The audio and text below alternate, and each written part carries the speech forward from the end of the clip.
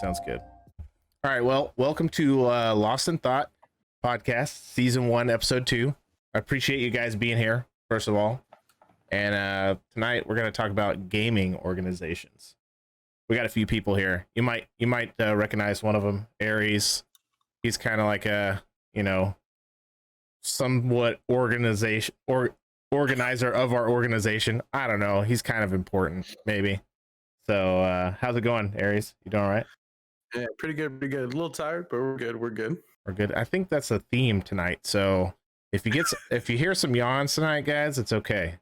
We're all tired. It's 8 o'clock on a Saturday. Are we just old? What's happening right now? Oh, Yeah. Blew my cane. Don't remind me. Like, okay, I'm not gonna mention ages. I'm just saying, is there a problem here? In the gaming industry, I'm a grandpa. Oh, yeah, no, same. Honestly.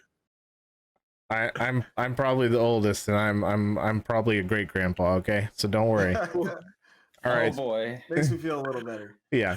Oh. So we have three guests tonight. I want to start off introducing Pwner. So Pwner, you want to describe your org and tell us a little bit about you guys and yourself? Yeah, so I am one of the owners of Deceptive. I work specifically in the operations and basically directing all of operations. But our main goal mission with Deceptive is we promote like a family-oriented organization. So we want to make sure that nobody's in there for themselves. Everybody's in there for each other, pushing each other, doing better things. Even if someone's having a down day about, like, say, their content or their streaming, everybody's there to like chip in and be like, hey, we all have bad days. We're here to help you come back, push you back out there, and help you wherever we can. Right now, we just expanded into gaming teams with Apex, Valorant, and Call of Duty Warzone right now. But we also have a general team as well with it, everyone being on a variety side of things as well. But there's a lot of stuff coming. So I would just say don't sleep on us. We're still bringing out some banger stuff really soon, actually. Yeah, that sounds really good. It's good to hear about the mental thing. That's a big thing right now. And I think that's one of our topics later. So definitely something good we can touch on as well when we talk about, all the stuff in the podcast. So good to hear. I mean, that's a big deal right now, mental health. So it's good to hear about that. So I'm going to move on to Ice with Higher Calling Gaming. Is that right? Yeah, Higher Calling Entertainment. Yeah. Entertainment. Cool. Same thing. Yeah. So I'm Ice with Higher Calling. I'm one of the 5 owners that we actually have. A bunch of us came together last year actually to start our team because a few of us had been grinding for some different teams, going through different stuff. Just kind of weren't getting the vibes and the feeling when we were going for some of these organizations that there was really an appreciation for the people that were a part of the team by the management. Oftentimes you'd see people that just management hardly even talk to them. So we wanted to create kind of the same thing as this, Deceptive, creating, that atmosphere. But we also, we wanted to start out slower with our team before we got into going into the esports side and the tournaments and things like that. We wanted to build our platform first with our stream team and actually getting an actual team set up on Twitch and things like that before we moved into the gaming side. We have been having talks about it a lot in our meetings about getting that side set up a little bit more. We've set up more divisions amongst our management to focus on, merch and stream team and content. Even our design team has expanded a little bit. We've picked up some more emote designers and editors and things like that. But we didn't want to just focus on just the gaming side. We actually have been talking with some people that produce different types of music and beats and things like that to actually integrate into people's YouTube videos and things like that so they can get their name out there a little bit more. So that's kind of where the entertainment side came into our team and what we are. It's been a great beginning, but it's been a slower year for us, and we're finally starting to pick up the pace a little bit more. I personally had to take a lot of time off, and so I have a little bit more of the business background in our team because I run a business outside of streaming and all of that. So now it is starting to pick that side back up and getting the ball rolling for all of our teams. So we definitely have a lot of stuff coming up, a lot of things that we've been working on and behind the scenes stuff. But this year, I think we'll definitely take the leaps that we want to go toward the gaming side, the tournaments, the esports, and things like that. Obviously, I don't know enough about that. We have other people on our team that have actually competed and done stuff, and they're the ones that I'm kind of leaning more towards on that side of stuff. So kind of interested to hear a little bit more about that from Eric too, like his side of all that. So yeah, well, that's cool. It's very important. I think you brought up a good point with community. I mean, is essentially establishing a good community and getting that started, and then moving on to the next part, which is also another good thing to have, I think. So definitely. Good on you guys. Everybody sounding like you're making good moves so far, Cool. Well, let's move on to Eric with Aerial Gaming. You want to explain? I am Eric. I am the CEO and current owner of AerialUnit. We currently hold almost 11,000 followers on Twitter, and on our other social medias, we are holding surprisingly a lot more than that in such a short period of time. We've only really been a team since January, February, and we're growing exponentially, and I couldn't be happier. We currently hold a top 10 spot in South American Fortnite power rankings, holding or topping teams like Cloud9 and TRNL, and we are soon to be top 3 with the next couple signings we're coming out with in the next couple weeks. So kind of, excited for the next couple weeks, and I'm pretty happy to see what we have going forward. That's awesome. Yeah. So you're already real big into the esports side, huh? Working out well. Somehow. I have no idea how I got here, but here we are. Hey, that's awesome though. I mean, it sounds great. And what a time to start an organization anyway. Just speaking of organizations in general, during the pandemic, when a lot of people have time to view content and and help you succeed probably a little faster than you would normally think, right? Just because there's just more eyes out there to watch content right now, which amazing. That's really cool to hear. So congratulations. Thank you. All right, well, it's good to hear from all you guys. I appreciate you taking time out of your evening, afternoon to hang out with myself and Aries. We're gonna talk a little bit about different things in gaming organizations. Aries, do you want to talk about Exodus real quick? Anything specific? I know y'all started off as clothing, right? So yeah. Like many of you guys know that we interacted on Twitter and stuff like that. We started off solely just clothing and recruiting like a few ambassadors. I mean, the team is still like really, really small. We just actually welcomed 2 people on to owner sections to kind of help with the outreach that we're like kind of moving with. We're about to step foot into the Valorant esports scene. And I mean, the way that we're developing and the conversations we're having out there, it's kind of looking like we're going to shift into being an org as well. But we're kind of taking that time to make sure we're grounded and focused where we started on, which was like merch and stuff like that. So yeah, cool deal. Awesome. Well, I was going to ask you guys, one of the first questions I wanted to ask is why you decided to create an org. But to be honest with you, during y'all's kind of like little solo speeches there, we kind of got a good idea, right? So I'm not going to double dip on that. Well, that's fine. Unless somebody has something they want to add to that, I'm just going to call that topic good. Y'all did well. Read your mind. Yeah, no, that's great. Yeah, no, I mean, that makes sense. You kind of want to establish where you came from and why you started. So that's cool. All good. So, let's talk about like what you consider your pros and cons to having a gaming organization. Like, what is something that you feel like you've gained creating an organization and like being in an organization? Does anybody want to go first there?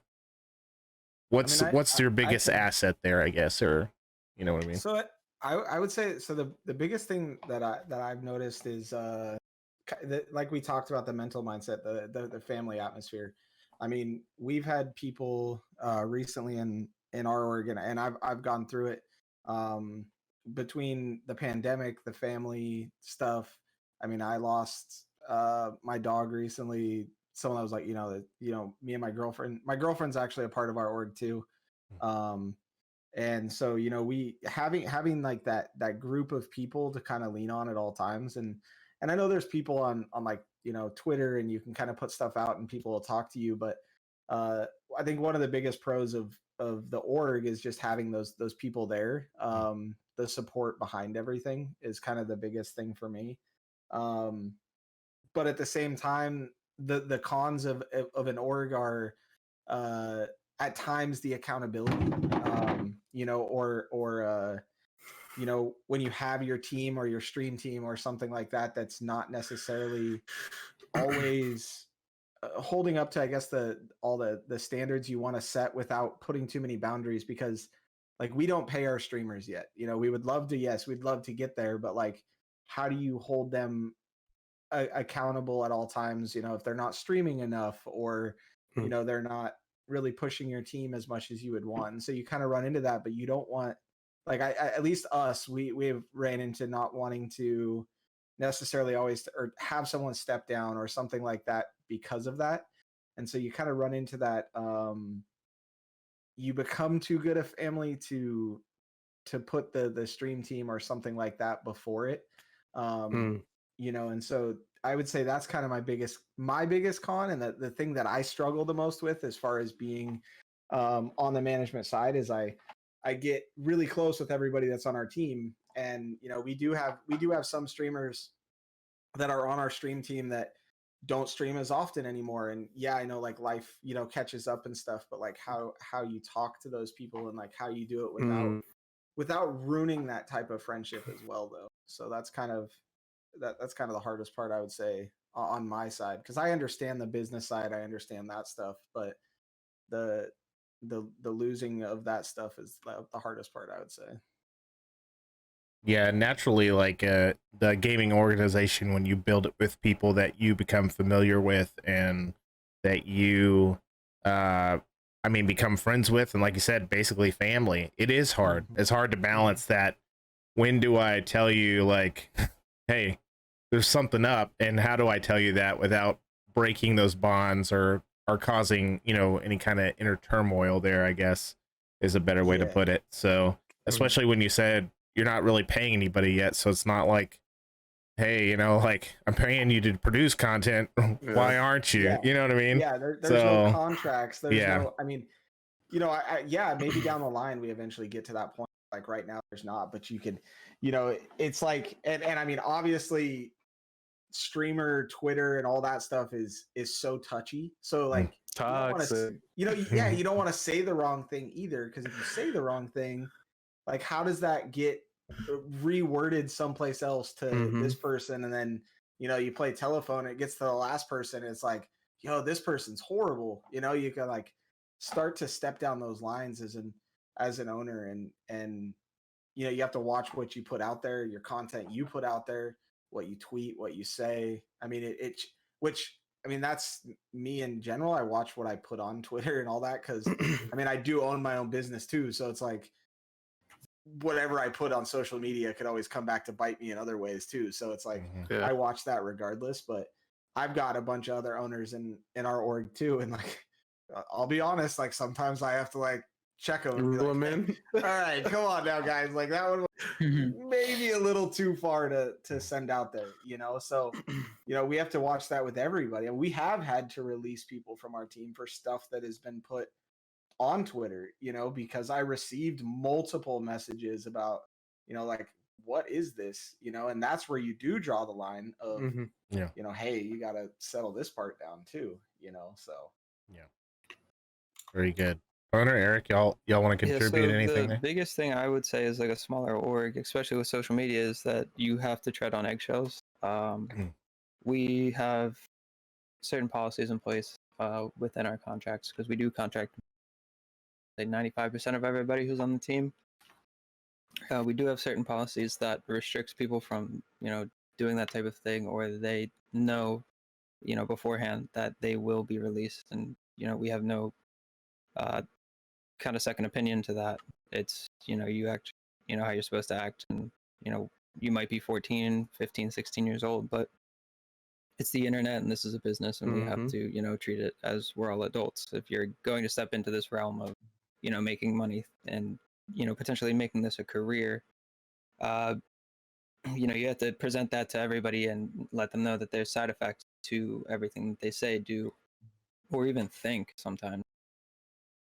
But yeah, right now, I mean, if you're an org with 4 million followers and somebody says something, a little out of touch, that's a different story. You, regardless, are going to have almost 4 million, 5 million people watching you, and unless it's super detrimental to what you're saying or what the org is about, nobody's really going to care. But with an org with less than 10,000, 15,000 followers, if somebody says something, the spotlight is essentially on you, everybody, because your community is so small, it gets around like wildfire. That's really what you have to be careful about. It's almost like people start bringing torches because you're so small, 100%. and it's like, oh, I can take this down. Like, that's what I can do. Yeah, and people like to see other people fail as much as you don't want to admit it or not. They almost look for a reason. I mean, they really do. There's people watching every org just waiting for that person to say the wrong thing. I mean, like you were talking about on a larger scale, that I don't remember what org it was, but the social media guy tweeted one of the photos. Was TSM. Yes, it was. That's what it was. Yeah, and he tweeted that photo, and it was. I mean, he said he took the photo wrong, but it was like a boy like had hung himself, and he tweeted it out, and it blew up. He got a lot of backlash, but that's an org that obviously could survive something like that. Exactly. Now, say one of us three tweeted something like that, you could get canceled instantly. I mean, I mean, you would be canceled instantly for something like that, So it is playing it very safe as far as what goes out there.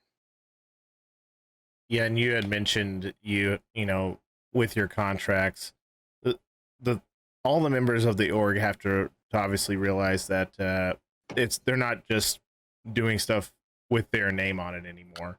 So obviously that's why you have that in your contract, I guess. But it's just you're part of a bigger organism, and you have to keep that in mind when you're saying stuff. You know what I mean? So it's definitely a lot more difficult, I think, once you are in an organization. Just there's a lot of good things about it, but then you also have to think about, what am I saying? What am I doing? This affects more than just me. So it's a good point. So cool. All right. Sounds good. Pwner, No, you got anything? No. Okay. Save the best for last, it looks like now. Well, when it comes to just like anything really, like, I mean, I'm probably the smallest out of the scale of all three of us, honestly. Like when it comes to just being out there, at least for the most part, just being out on the public field of things, like for us ourselves, we have a lot of pros and cons on just that level alone on publicity. Just because we at least from my end, being in operations, I have to look at like 3 different perspectives, because I have to pay attention to what the team and the people within the team are posting out, plus looking at how much stuff is getting put out by actually 4 things. People in management are putting out on their own Twitters, and then of course looking at my own. And then I have to also look at what's getting put out on the team's Twitter at the same time, to see if there's going to be any backlash, or if there's going to be something that could be taken the wrong way just in text alone.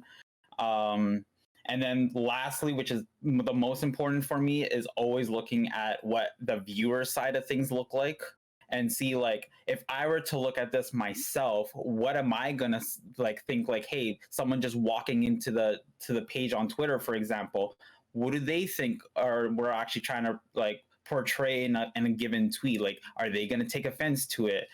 Are they gonna agree with what we're saying or disagree? Like, there's a lot of things that roll in my mind, which becomes like a con of being in operations and management. But like pro wise, like I said, the main thing is family oriented. So we're always looking when it comes to especially recruitment, which it looks like we're going to be talking about it later. But when it comes to us, we don't put looking at their content as the first priority to picking up somebody. It's always the first thing we're looking for is the creator behind it. What are they like? What are they posting out on social media? How are they on streams or on their videos in YouTube or wherever they're posting? Are they someone that we can say like can fit with what we want for our mission and for the rest of our team? And then if they do fit, then look at the content. Just because for us, the last thing we want to have is regrets in a pickup, and we realize late that they're in it for themselves. So real quick, I know you actually, I don't know too much like or Ice or Eric, if you guys had to drop somebody, but I know you guys dropped somebody recently, right, Pwner? Yes, sir. Yeah, I think the way you guys handle it and like the way I saw it on Twitter being handled and like the statement and stuff was like very smooth. Because like we said, it's like the smaller orgs have an instance to get like terminated as like soon as it happens, and I think you guys are able to like figure out the issue, nip the bud, and then address it like as quick as possible. Because you guys even had people like outside of your org like, hey, the way you guys handled that was like amazing. Thank you. Cause when it came to that one, we had a lot of people after we made the tweet, like come up to either myself or just the team Twitter, honestly bombarding DMs. Like I literally couldn't even read DMs on both sides because so that day also our social media person was at like sort of MIA, but for a good reason. So then it was me and my other owners that were running social media, and I told them, I'm like, I'm not even gonna look at the Twitter anymore. You deal with that because those DMs are filled, my DMs are filled. You have fun. You do that. Yeah, you do that one. I'm gonna deal with these ones. And with that one, it did take a little bit for it, like us to make like an actual final decision, but the only difference with that one is because that person, a lot of us, not only in management but a lot of people that we knew were really close with them, so it made it even harder because we had to take time to figure out like, is he telling the truth, is he lying, is he like, is this actually going down, like, because we knew like what he was already going through like IRL level, that we had to see like, is this really happening, is this not happening, like we'll try to be there for him, but you know, there was that line that was crossed after a while, and then we just caught on right away and was just like, no, you're out. Yeah, got you. Well, let's transition, since we've kind of talked about it a little bit, to recruitment. And like what you kind of touched on a little bit, Pwner, how like what you like to do is look at the person first, which makes a lot of sense in an organization. You want to make sure they mesh well. Is there anything else you guys look for like recruiting and content and stuff like that? I mean, obviously somebody with more esports stuff like Eric probably looks at the skill of a player, I would hope. So let's kind of transition into that as well, you know. How fast can the crank they gotta 90s? be good. Yeah, like you're not recruiting that guy who dies at placement 90 every time, I don't think. But yeah, honestly, right on rip.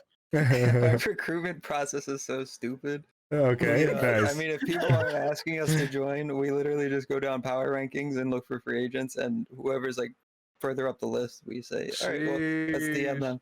And then like we go down and somebody's a free agent, all right, let's DM them. And we'll DM 100 people, and out of like 100 we'll get, I don't know, maybe 4 responses. But all right. I mean, it works. It does work. Sounds like it works. Yeah. You know, you just got to know who to pick up and what to offer, really. That's it. What's that saying? Don't fix it if it ain't broke. That's right. Oh no, yeah. there's definitely pieces that are broke, but I mean, it's still working. We ride the wagon with 3 wheels. I'm fine with it. Yeah, I mean, we're still pushing forward, so I'm not complaining. Yeah. And then so on that note, just to kind of go backwards a little bit, when you recruit your guys just straight off a list, do you find yourself having to to let go of any guys just because you're like, whoa, this guy isn't even close to what I want representing like our organization? Have you had to do that at all? I don't need We don't- examples. I was just wondering. We don't let go of anybody per se. We just wait until their contract runs out. Gotcha. Because he said bench. I mean, in our contracts, we really don't put anything that's like, all right, we can drop you at a moment's notice. We can make up some BS excuse to like why we have to drop them, but we're not those type of people. So we normally just wait for the contract to run out, because I mean, if they're still supporting us, they have 25,000 followers on Twitter, and they tweet one tweet about us, it gets however many retweets, likes. Like, I'll take Sure. that. I'm not I gonna got you. complain. Yeah. So it keeps your exposure there at least. Yeah, I got you. And then when the contract long are runs your out, it's contracts? basically normally 3 months, depending on the size and the amount. It ranges between, depending on the person too, between 3 months and 6 months. Okay. Okay. Nice. Nice. That's a good question. What about you guys with your recruitment, Ice or Pwner? So ours is, ours is similar to him. I mean, to Pwner's, in the sense of the type of person and their content. I mean, part of why we started Higher Calling was to try and help people make more of their content, and like, so find people that they may not average 25, 30, they may not be partners, but trying to find that person that could use that extra push or the development from someone inside of our team, or the push to make it their content a little bit better. So we look at the people that we think that has the potential to make it. I mean, obviously we're a really small org. We're not going to get a bunch of partnered streamers and things like that in our org. So if we can get people that are going to represent what we have, the family atmosphere, all that stuff, push the Discord and all that stuff on their page, but can develop their streams more as they go, it's even better for us. I mean, we've had streamers, like I talked about, some streamers in our org that like don't stream as much, but that may have sounded pretty bad because there's not a lot of them in our team really that do that. They're gonna at you in the chat. They are totally. Were you talking going to about come me? at now when they watch this. But no, like we have had like a lot of our streamers have came a long ways. I mean, seen their numbers go from a couple viewers to 20 to 30 viewers a stream, is a big deal. And it's not just from members of Higher Calling that are watching them. Yes, a lot of our team supports other people in the stream, but like helping them in ways to change their content and change even things about their camera and lighting and microphone and things like that, just different points of views. And we have a couple of guys in our team that are actually working with some pretty famous people, I guess you could say. Name drop. Okay, Mikey, One Lung Low. He's part of our team, been a part of our team for almost the whole time we've been a team. I knew him in real life, saw him randomly like start streaming on some Facebook posts, got him involved with Higher Calling.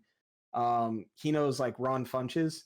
I don't know if you guys know who that is, famous comedian. He's been in a bunch of different movies and stuff, but Ron Funches was on freaking Conan O'Brien the other night and gave Mikey a shout out on Conan O'Brien. He's like, what? Where does this come from? So Mikey's awesome though. He's came a long ways in his content. Salt Queen, she's came a long ways in her content. She was already established when we were able to pick her up. We were able to get lucky and get her boyfriend, actually Storky, and he's a part of our management team, and he's helped with the content side of things. And like I said, we've struggled with that side, but our recruitment side is just we just watch people. We have people that are out there that are grinding for our team, but we didn't want to pick up a whole bunch of people at the very beginning within our first year and just kind of flood with streamers on our content team. And so our recruitment has been down on purpose. We didn't want to just flood with 80 streamers and not have actually anybody that was just like, a fan of the team, I guess you could say. So we built up our Discord and stuff without just recruiting a whole bunch of people at the very beginning. So, You're trying to establish the infrastructure first and exactly make sure you can support those streamers when they need help. Yeah, and we're working with a partnered streamer now to actually get a Twitch team set up. So Nice. On their name it'll actually say hire calling on it and all that stuff. So we want that stuff all set up before we really dive in and start doing recruitment challenges and things like that. But we want people to see that the management side is just as much a part of the organization as each individual member. And Sure. I'm supposed to be our stream lead and like focusing on all that. And let me tell you, I've been about the worst stream lead that you can possibly be, because I've been remodeling my house for about 9 months. So, All right, so we gotta talk. It's been a while since you streamed, bro. We gotta trust me. They dog on me every time we're in our group chat and I give them crap about not streaming. Instantly, they dog on me because I'm the worst one. So, but that's our recruitment is kind of similar to Pwner. So. Cool. You want to add anything, Pwner? I know you talked about it a little bit. I just want to make sure you're good. I mean, most of us is pretty good with what I said. Because the only other thing, because I didn't really touch about grinders, even though we actually call them prospects. Just because the word grinder as a title, especially now that we've been noticing that people actually post out being like, "Hey, I'm an official grinder for Deceptive," and I'm like. That sounds weird. The more I saw it, I was like, this just sounds weird. So then I'm just like, can we just call everybody a prospect? So then with that, we also, when we first started up the original team, which was just a general stream team for anybody, before we started branching out and just having sole game creators, we basically didn't want to blow it up as fast either. When we first started, our limit for the team was 3 people. That was it. We pick up 3 people. They try to do their best to be actively uploading or making streams or anything, and then went from there.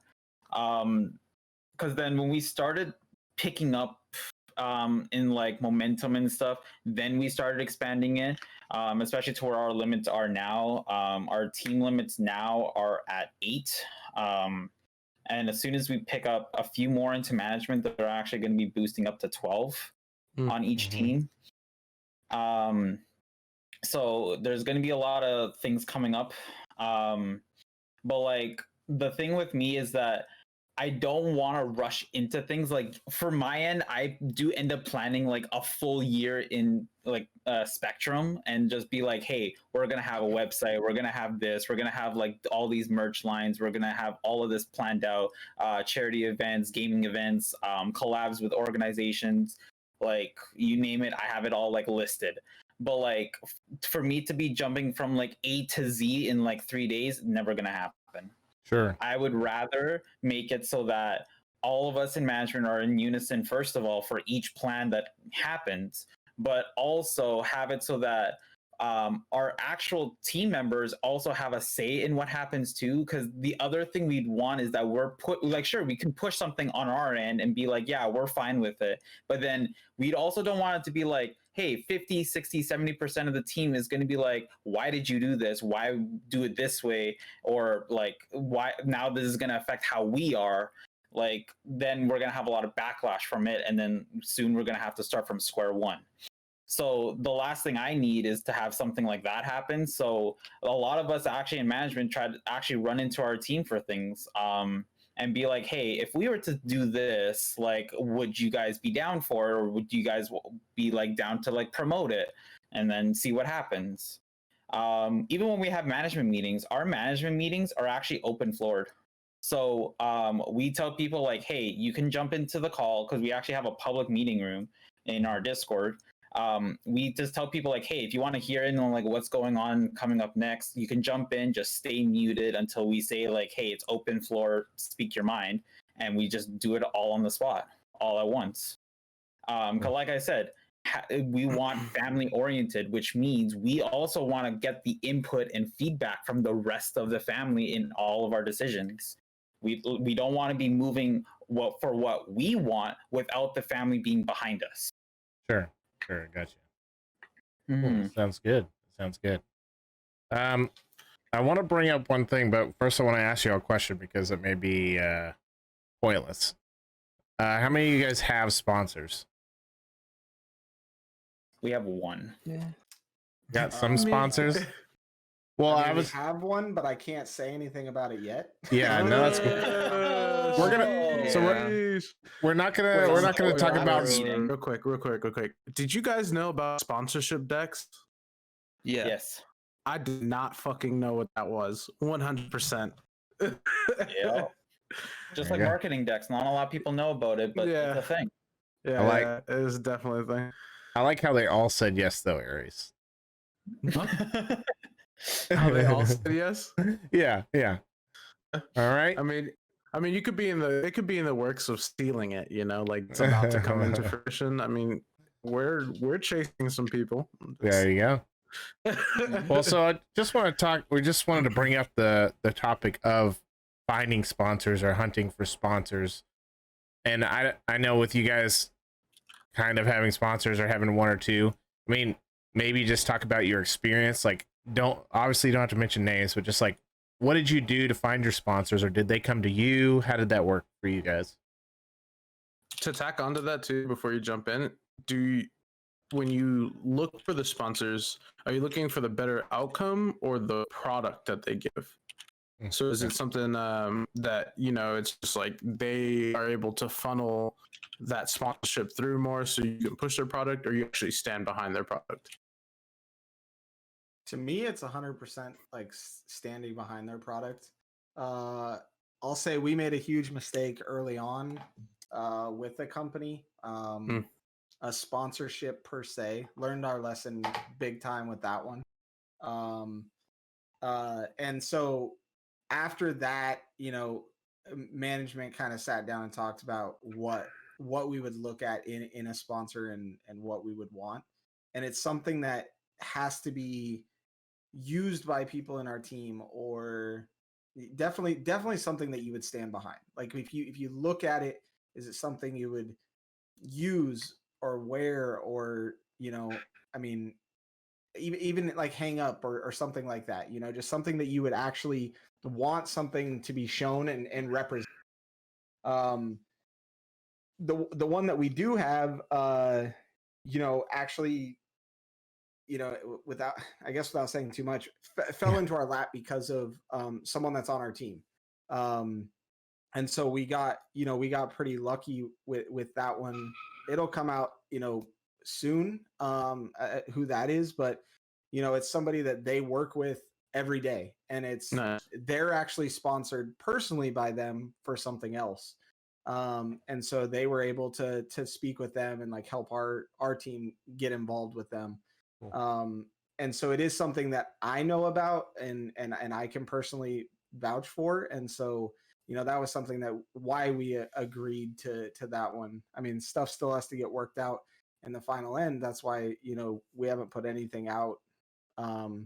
Actually, to be honest, most of our team doesn't even know about all of it yet. Sure. So, it'll be a good thing for our team, but, that's why, even as far as like, people have mentioned, other like the gaming supplements and things like that, it's not something that I've ever tried. Like I know like advanced GG and some of those other like, powder like gaming drinks and stuff, people have used, but I personally have only used G Fuel. There's no way our tiny little team is ever going to get sponsored by G Fuel. Not right now anyways, sure. At the level we're at. And so, like I don't want to push our team to get sponsored by somebody else in that aspect, which I know we probably could. But we've talked about other stuff, Respawn and things like that, like trying for something like that, because those are products that we use.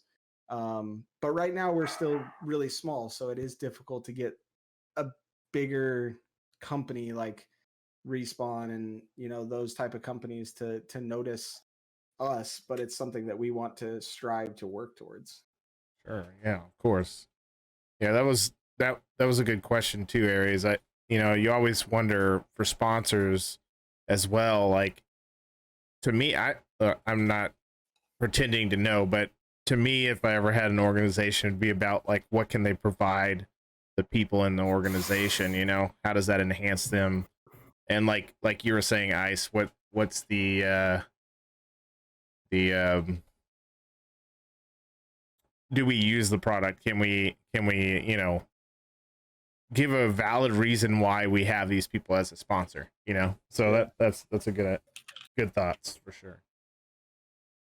Yeah, so we do a lot of our searching on LinkedIn.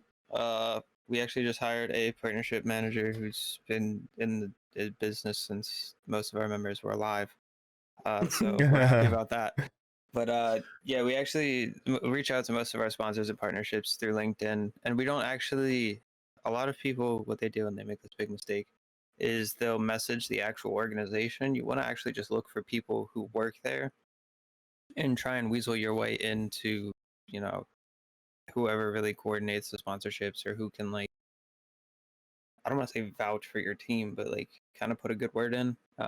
Just try your best to get a meeting that way. A lot of people DM the organization as it is, like their page or whatever, and they'll never get a response from that, like, ever. A good Unless tip. you're like Drake. Nate shot. Hello. Yeah. Oh, that's a good tip. Yeah, so that's interesting. I never even thought to look at it that way. So that's cool. Cool. Pwner, you have anything you want to put in there for sponsors? Basically, they basically covered most of it. It's practically the same with the one we have currently right now. They actually, weird thing to say, but they actually approached us, like, I'm gonna even say like a few weeks after we dropped somebody, and it was an eye opener. Just because we were just thinking about it more and more after they actually ran into us, because they actually sent a DM straight to our team Twitter first, and then they actually did the research and then hit up both myself and the other owner for a potential meeting. And it, like I said, it was like a few weeks after we just dropped the other one, so it, like, one of our management team members. So it was just like, it was a little bit of an eye opener at first. I don't know if it was to be like, hey, we see that you're actually like pushing, or like you're serious, but like it was cool to see. But like Eric said, like, it's good to always like look deeper than just like messaging the Twitter or emailing the Twitter or whatever, like a general lined email. It's better to go do your research, not only on the brand itself, but also research like who's behind like everything in management, whether it's you're looking for the marketing PR or you're looking for the partnership managers. Like, do your research and go look for who they are, and email them directly, because like 99% of the time they have their own direct email with their website, with our company website, so it's going to be easy. And the other thing is like is to just be having something that you can back up, is a lot better than just being like, oh, just because I want a sponsor, like, I'll just go sponsor with whoever. Like, if you're not able to back it up, then what's the point of having that sponsor? It's just going to be a name in your bio or a command in your chats. But in reality, like, why would you sign up with somebody that you'll be like, oh, I don't drink their product, or I don't want to wear their merch, or whatever? Like, what's the point of saying that you want to be a sponsor if you can't back it yourself? Gotcha. Yeah. I think a lot of people forget too that as soon as you accept that sponsor, you're kind of walking through a door that closes other doors around you.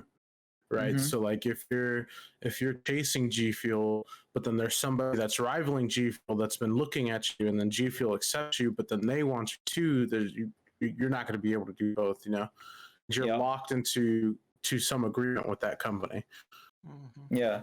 And honestly, it's a good thing you brought up pathing, because of the fact that like, and that doesn't even hit up just only sponsorships. That can even be in recruitment also. Like, Mhm. you could also be like picking up somebody, and say there is like beef with somebody else that you also wanted to pick up, but you didn't realize it till after the fact, and then it just throws things off. You're going to be starting to close even more doors on people. You're going to be, and same with sponsors. You pick up Yep. one person, another set of doors close behind you, unless you get rid of one and then you reopen them. It's always going to be basically an org's life cycle. Like, a bunch of doors are going to close after you like open one and like fully enter. But unless you go backwards and then you undo, then those ones are going to open up potentially. But it's also like the very like easy saying, at least when it comes to recruitment, not much for sponsors, but picking up people is a fast thing, but getting rid of people is a lot faster. I got you. I see what you're saying. Well, that was what you were talking about too, kind of going backwards to what you were saying earlier. It's important to do your research, and if you do that on your recruitment side too, you may already catch those things with like the beef with people, or maybe this person over here hates G Fuel for some reason, so that's going to cause some sort of friction there. So doing your research is obviously literally in anything in life obviously is useful. But lesson. Yeah, so but yeah, it makes sense. So even personal sponsors, like amongst like streamers, and then trying to get org sponsors, like, so Hyperx, for instance, myself and one other streamers has a Hyperx sponsorship. And so if as a team we were approached by Corsair or someone like that, to sponsor, that would be a decision that would have to be made as well, because does that conflict with the fact that personal streamers are sponsored by somebody different? Are they going to be able to push your team sponsor, or are you even allowed to have, or like how does that work? I mean, granted it's probably different right now because we don't pay our streamers, but like I said, but if you get into that aspect later on, how do their personal sponsors interact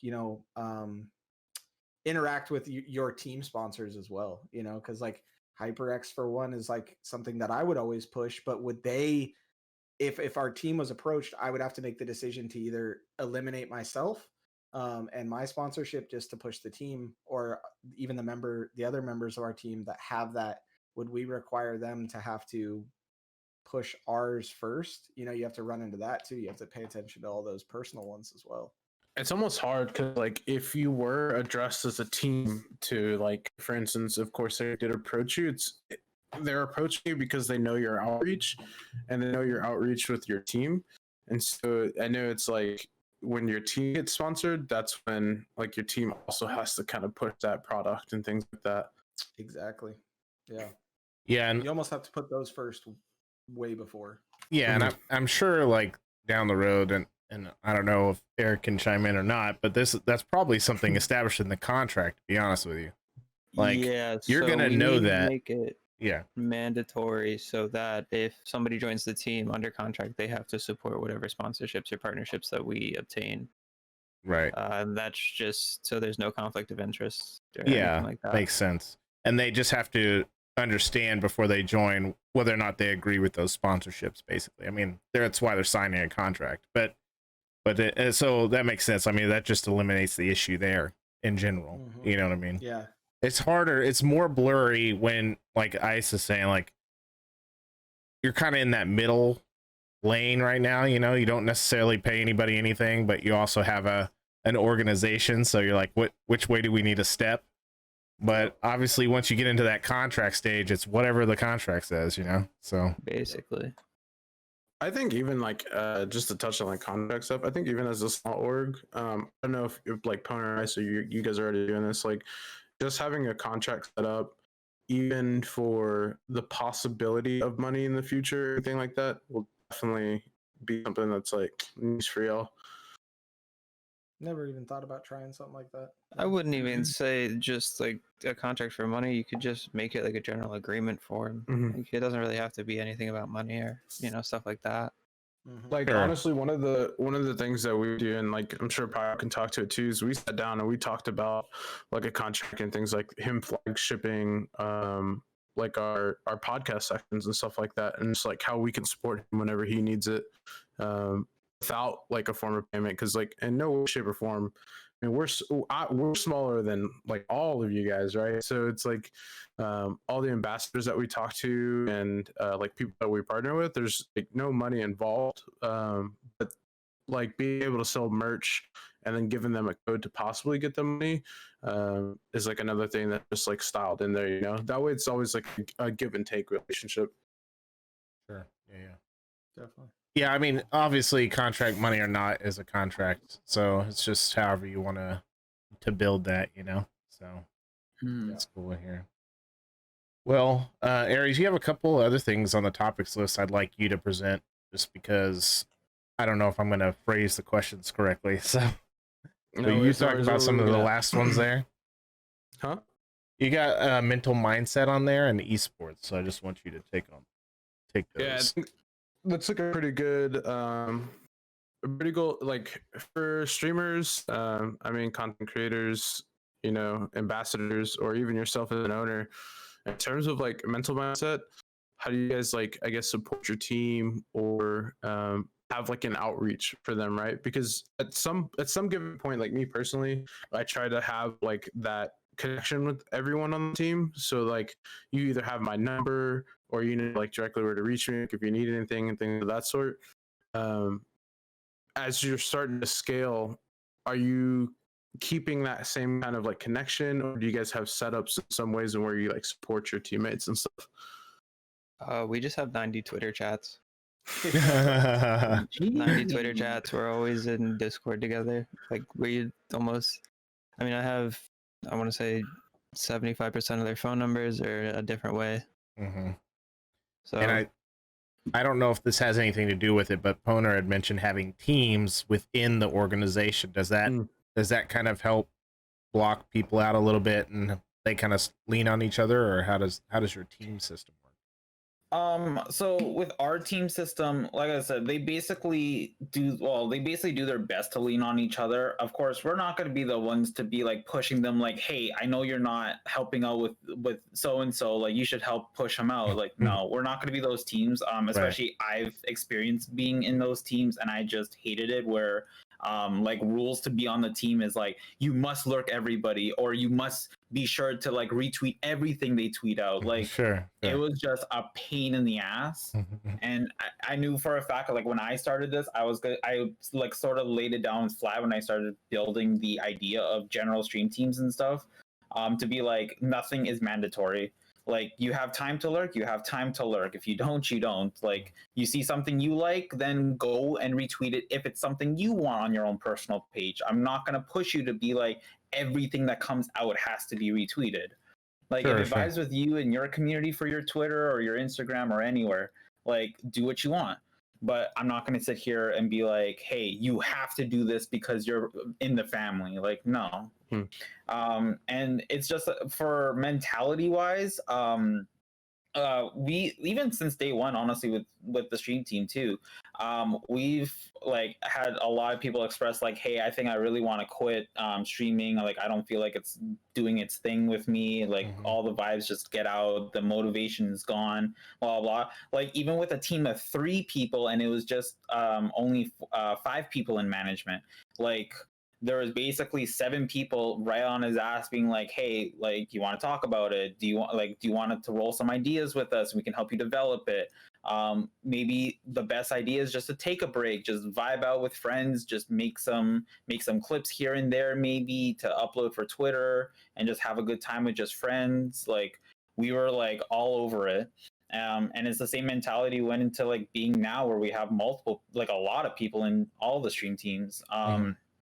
And it's the same thing, like even just to touch on a topic, actually, we actually had somebody recently tweet out saying that, hey, I think best idea is to quit. Like nobody's here for me. My mods are not even here for me. Everything is just going downhill. Like, you know, I don't think this is gonna be the best. Literally, and I mean like dead ass literally, like seconds later after that tweet went out, our group chats and even my own DM sending out to him were blowing up because people just in the stream team alone were going at him being like, hey, you know, mods are mods, but they're not someone you're paying, so they're not going to always be there, first off. And then we just said, honestly, we even put it like bluntly, because with me, I always like just not sugarcoating something. Like if it's a straight fact, I'm gonna give you the straight fact. Even if it's insulting, I'll still say it. Like Yeah. I like end of the day, like if you want like an overview of your VODs or like a review on anything you're doing, I'm not gonna sugarcoat anything. Even if I write in your review saying this is horrible, I will literally write this is horrible. Just because, and I learned this the hard way myself when I was doing a lot of the streaming stuff on my own. When I ask people for reviews, and it's usually people I know or like good friends with me, they'll sugarcoat everything, being like, "Oh, your mic is great, your video, your webcams are always like spot on, never unfocused or anything. Yeah. Gameplay is always in the right spot, like nothing is wrong." But then if I were to do it to myself, I'm gonna be like, "No, the mic is too loud, the webcam is not in the right place, the game is too loud than over me," and I'm like, you could have told me. Right. Yeah. And that's something I push out for the rest of the family. Like if there's something like in criticism that you want to give that will improve somebody else and help them push, then say it. Don't lock yourself against it and thinking like, oh, they're gonna get mad at me or they're gonna like maybe block me or something. Like if they block you, then it's just a sign. Like there's something in true color that is gonna get shown right there. Sure.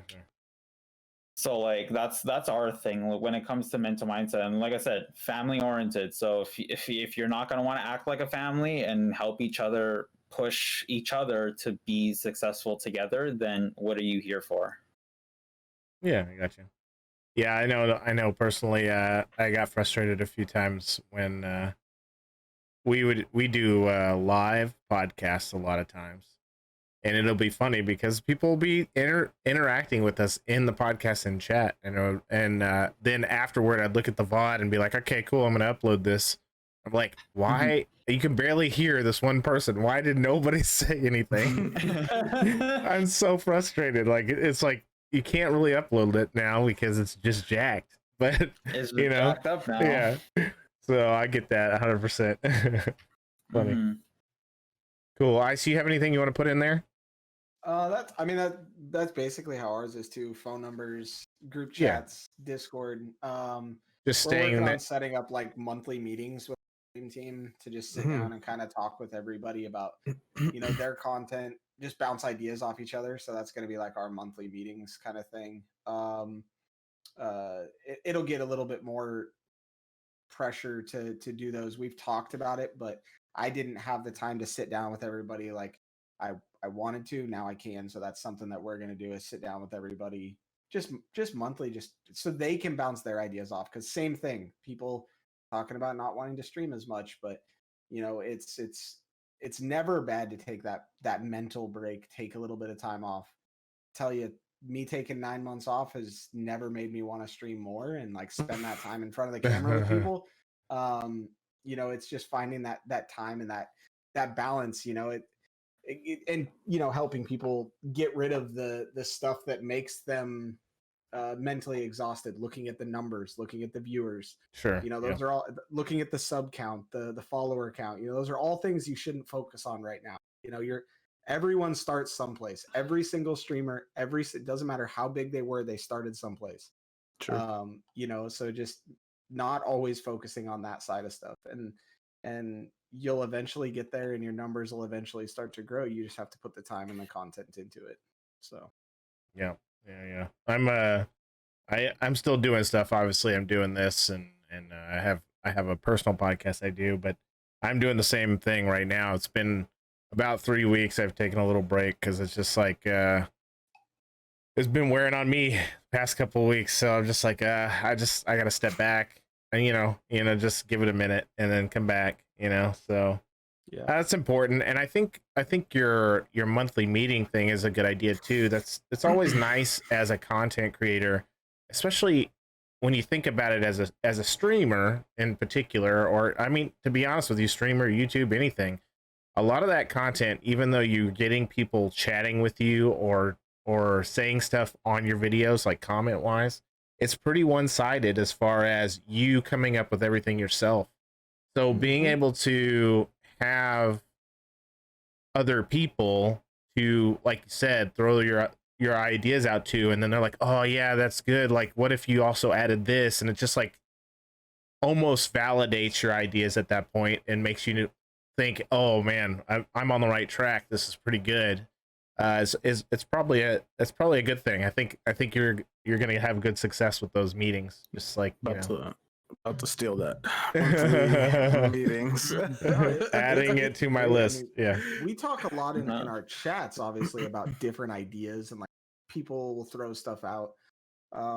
Sometimes it gets buried in the chat because you get them talking about something small and it blows up.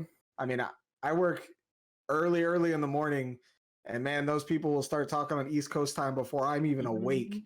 And it's just like I wake up to 97 messages. I'm like, what is wrong with you guys? It is freaking 5:30 in the morning for me. Like, this is a little too early. But we do it to them late at night because we're on, us West Coast people will start talking. It's like midnight for them, but it's only 8 o'clock for us. Yeah. We get them back sometimes. But imagine having a team of EU kids. Yeah, feels good. Oh man. we have a.m. Argentina people who are 4 hours behind me, and then EU kids are 5 hours in front of me. So it's always 100+ notifications at any given point. Yep. Listen, and then they always make fun of me when I try and like talk about something they already talked about. I'm like, I didn't take the time You're to slow. read the 100. I'm so okay, boomer.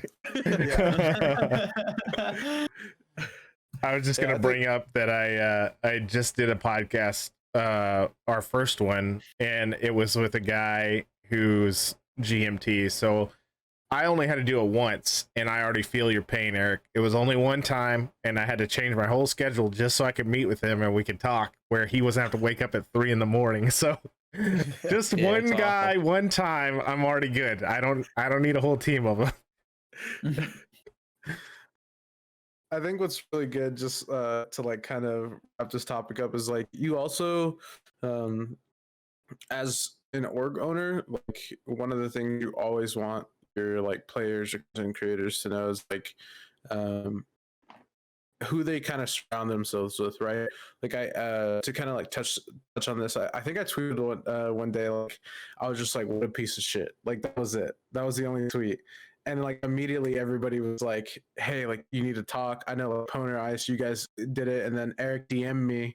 He's like, hey, like, are you good? So it's kind of like when you go into the content world, kind of like be wary who you surround yourself with. Like you can tell who are the people that actually generally care and who are the people that are there to count you as a number, right?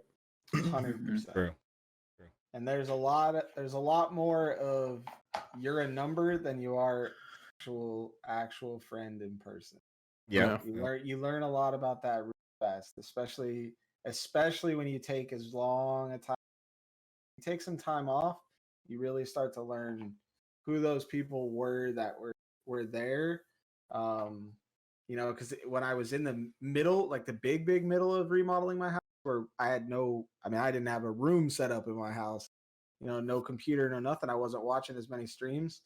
That's when you slowly realize and you watch, those people that reached out still, and then people that kind of disappeared. And so it's definitely important to keep those close ones though real close to you. A lot of my better friendships are people I got. Heck, y'all are welcome too. We got a ton of people coming to Vegas, and come on out. There's like freaking 10 or 12 of us going to Vegas in July. Yeah, so, you meet people, and we knew TwitchCon probably wasn't going to happen again. Out on last year, seeing each other. So I was already going to be down there. I am a bowler. That's my thing, and I'm going down there for a tournament. So I was like, why doesn't everybody just meet me in Vegas? It kind of has actually grown into meeting in Vegas, and now it's kind of a thing. Yeah. So you'd be surprised how good of friends you can actually become with people. 100%. Yeah. Well, let's roll into this last topic we want to go over, huh? Yeah, Aries? yeah. Last topic is honestly probably super simple. It's just esports. In terms of esports, what's your guys' like mindset on it? In terms of like, of course, like Pwner Ice, you guys are moving into it. Here we're barely stepping into it as well. Eric, you already got some people kind of like into that stuff. What are you kind of looking for? And then in terms of like what are you gonna have them hold that standard to? Because in my terms, right now I'm messing with Valorant people, and if you've ever played League of Legends or a Riot game, we know that people can be toxic in those games. So it's kind of like I have to sometimes I'm like looking at a player and I'm like, hey, you gotta chill. Like you can't. That's a no. You got to understand that you're also representing like a face of something. I recently just told my captain actually, it's like I'm. If you think about it as an org owner, you are that org, and then the team captain is an extension of you because you chose that captain of that sport. So I was like, whenever you walk and make a move, you know, it kind of reflects back to me and reflects back to the org because we're all carrying that name, you know. Mhm. Yeah. Am I allowed to curse? Yeah. All right, I have no idea what the fuck I'm doing, dude. Yeah. Like I said, I have no idea how the hell I got here.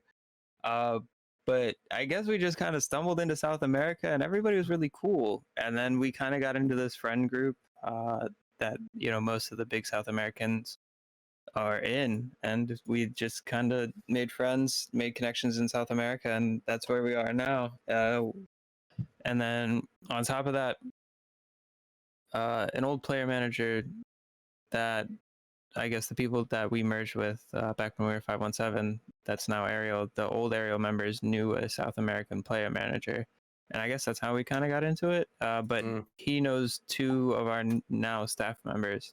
That guy signed to a different org, but our two staff members, now that we're friends of him, are, they have 13 something years of experience in not only esports marketing, but esports management and stuff like that. So they kind of just present ideas, and I either give the go ahead, let's do it, or the probably not because we don't have enough money, type of thing. But if I had to recommend anything, just stay into a niche, or at least try to establish yourself within a niche. If it doesn't work for like 2 months, get out of it because you're just bleeding. Good insight there. So do your research too. Some people just like throw themselves into a game and they don't realize that they only have a certain amount of money in their bank account, because it really, as much as I hate to say it, esports just comes down to money. Like, True. 100%. nobody cares about how much clout you have. If you don't have the money to pay them, they won't represent you whatsoever. good point. So That's been our biggest holdback, I would say, is we can pick up teams, we can have Apex teams and Warzone teams and things like that, and we could probably represent them in smaller tournaments and stuff. Warzone's one of those ones. Call of Duty in general is one of those ones that is so dominated by larger orgs, and getting into some of those tournaments is pretty much impossible. I mean, It's like I would 10K. stay far away from Call of Duty. I will never touch Call of Duty in a team. Exactly. That's one of the hardest ones. Apex is different. Apex has been a little bit easier because they've held the way they hold that tournament is an open type of tournament. We actually talked about possibly sponsoring a team for this last ALGS season that they had. We were gonna front. I mean, it was a significant amount of money, but it also goes up depending on how far they make it. Yeah, the first initial entry very minimal, second entry pretty minimal, pretty manageable. If they did start advancing, that finals and the hotel, the sponsorship, all that stuff goes up drastically. And so, we had to step back before we made that decision, to place the money there, because you have to think about that. And yeah, we've talked about picking up smaller teams for now to play in some smaller tournaments and things like that, just to dip our toes in it and kind of get a feel for it. but at the same time, like he was talking about those managers, finding people that have been in the esports organization and have know all about it is the key. And we would have to find somebody through somebody that's been in the organization for a while and understands all of it before you can really dive into it. And actually, if you're looking to get into Apex, DM Zara. Zara. I've talked with Zara quite a bit actually about the whole thing. I talked to him back when he was at ALGS before he was picked up by like Razer and stuff. I talked to him about the whole thing and what it would take. He was one of the people actually I talked to him prior to the ALGS about us possibly sponsoring their team. He was one of the people that I talked to because I was interested to know what it would take cost-wise to have someone like his team who I felt, Zara's obviously a really good player. Having somebody like their team actually go, because I didn't know how far he actually felt he could make it, if he felt, he could make it to the finals. And then I had to calculate out the cost of what it would be if he made it to the final. He actually went in and, played in that tournament. How much would it cost for me to pay for them to travel and do all that stuff? So that played a role in our decision of the esports of really taking our time, starting a much smaller tournaments, smaller scale. I know how much Sarah wanted, and we didn't go for it either. Yeah, exactly. Yeah, exactly. We talked about that. So it was, and all the rights to him. I mean, look where he's at. Razor's obviously an amazing that was able to sponsor him, and where he gets what he deserves for his gameplay and his level. We have to try and work our way at a smaller scale, someone not quite at his level yet. We're not there yet. And kind of just work our way up to it, start smaller tournaments and then get there. And that's kind of our plan over the next few years. I mean, we have people that just ask about paying entries into like Super Smash Bros tournaments and things like that. We've talked about all sorts of different stuff. So we're just kind of working our way towards that. We've been saving up all the money. I mean, what little money there is, I guess, from our merch sales. We've had pretty successful merch sales. Both of our lines that have dropped. And we have some new ones coming up, and we take all that extra money and we put it into an account, and we'll use that eventually to sponsor a tournament for someone from our team or to sponsor something like that. So we're kind of working that way, but we'll see where it goes once we start picking up our team stuff a little bit more this year. Still waiting for that merch collaboration with all three. I'm just saying. That's why I got you in touch with Pwner. He's the man. That dude is a designer too. His stuff is pretty fire. He's good. So, Pwner, any thoughts on esports? Well, for my end, we don't really have much, just because we're still trying to stay on the content side of everything. We did make, like I said, we did make like specific game content teams. But we wanted to make sure that those people actually just stay focused on content. Like if they want to move into competitive fields and go into tournaments and stuff, by all means, go ahead. But like for us to be like backing them as like a team to represent, is not going to be something we're going to look into just yet.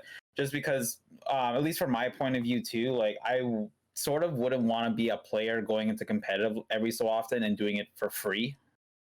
Like if you're going to be representing, especially even if it's a small thing but it still has a prize pool in it, like you wouldn't want to be representing a team and say, for example, you hit top 5, like you should get some recognition, even if you don't make any money out of the prize pool for the team. Like still get some recognition, like in a monetary value, to be like, hey, at least you guys did really well. We should pay you for that because that was a lot of hard work and especially representing us. But we know for a fact, being on a very small scale, we're not at that level to even pay anybody to do anything right now other than edits and designs. So it is in the mindset and the paperwork behind it is there. But for something launching, that's going to be like something in our books like a lot later, because of the fact that like we need to make sure like monetary wise, like we're having like income to actually pay for people, and then we're also going to have to have a better screening process set up and everything for a competitive team specifically, because we don't want to merge them within our regular content teams also. Got you. Keep it separate, basically. Yeah, keep them separate, just two different mentalities. They'll still be like all together with the family, because we do have one chat for just everybody, so they're not like secluded in like their own groups and everything. But when it comes to hitting competitive, like we made sure that at least for a fact that when we do hit that point, it is going to be separate from our regular game content teams. Gotcha. I'd also have to say, definitely don't sleep on smaller players, right? Because if you think about yourself when you started this, like you're hungry, right? So you're chasing a dream, a goal, something that you're passionate about. And honestly, for us, the way it started is I started off with one player, and they were the one player that we started with was Plat and Valorant, right? So then we started picking up other players and like just talking and trying to build that chemistry. And fast forward now, I mean, this has been like 7 months of just me digesting Valorant content, like watching them and things like that. I mean, 2 of the players are now immortal, like creeping closer to Radiant, and then the other players are all starting to hit D3 and things like that. So it's kind of like they know the dream, and then where the dream could go. Right. And so it's basically something that aligns with the vision of what they want to do and go for. So I would definitely say, yeah, don't sleep on the smaller people. Sure. Yeah, sounds good. And esports, like it basically, Eric kind of said it in the beginning, it is a lot about the money. I mean, and it makes sense, you guys, especially smaller and starting out. I mean, where's your money coming from? If you're not making it from content creation yet, right? Because you're smaller, it's coming directly out of your pocket. So I can see that being a lot harder to, send people out and help pay for them to compete in tournaments and that sort of thing. So obviously a plan down the line, nothing wrong with that. Once you get bigger, once you have more established the next few years, you can look into it at some point. So it's smart. You got to do what you get, what you have the funds for. And hey, if you don't have any funds, that's okay. Just no esports right now. Yeah, esports costs a lot of money, more than people actually think. Yeah. A couple $100, I mean, maybe will cut one player, but it definitely doesn't support a team. Yeah. Especially when you got to think of like outlier costs too. Like obviously not now, but like with travel, you got to think, what if somebody forgets something or like this or that? You have to pay for that, or like overnight something or whatever. I guess. Yeah. Like if they forgot a mouse and you need to pick up that specific mouse that they utilize. Yep. Yeah. Or like recently, we had to buy a gaming chair for one of our players because he was using a wooden chair that he's had in his house for the last 17 years. Oh my god. So, well, that's costs like that. Yeah. But you got to think about, though, if you switch him out of his wooden chair to a gaming chair and he drops like 3 ranks, you better bring that wooden chair back. Like, dude, get back in that chair. He took his juju away, brother. Yeah, dude, you can't. You gotta use the wooden chair. Sorry. Then you got to ship that everywhere to all the tournaments. Well, guys, I really appreciate you guys being here.